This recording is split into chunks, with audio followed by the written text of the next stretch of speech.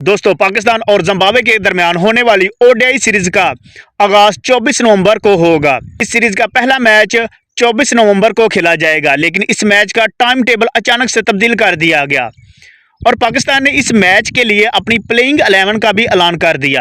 इस मैच का time table अचानक से क्यों तब्दील किया गया और पाकिस्तान की प्लेइंग 11 में कौन कौन से खिलाड़ी शामिल हैं, इनके बारे में आपको तफसील से इस वीडियो में बताएंगे। वीडियो में आगे जाने से पहले आपसे गुजारिश है कि वीडियो को लाइक और चैनल को सब्सक्राइब करना मत भूलें। ओपन की अगर बात करें तो अब्दुल्ला शफीक और साइम अयूब को मौका दिया गया है, जबकि तीसरे नंबर पर यासर अरफात मिन्हास को मौका दिया गया है।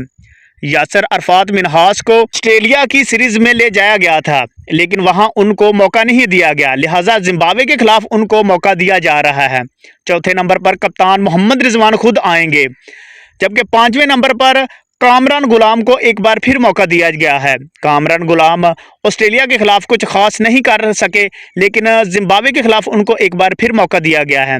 छठे नंबर पर पाकिस्तान के वाइस कैप्टन सलमान अली आगा होंगे। सलमान अली आगा की इस वक्त परफॉर्मेंस ना के बराबर है, लेकिन फिर भी उनको मौका दिया जा रहा है। आठवें नंबर पर अरफानुल्लाह खान न्याजी को मौका दिया जा रहा है, जो कि ऑस्ट्रेलिया के खिलाफ अच्छा खेले थे। दोस्तों, नंबर 8 पर हारिस रऊफ को मौका दिया गया है। हारिस रऊफ जो कि ऑस्ट्रेलिया के खिलाफ अच्छी परफॉर्मेंस दे चुके हैं और ओडीआई सीरीज में 10 विकेटें हासिल कर चुके हैं। जबकि नंबर 9 पर शाहनवाज धानी को मौका दिया जा रहा है।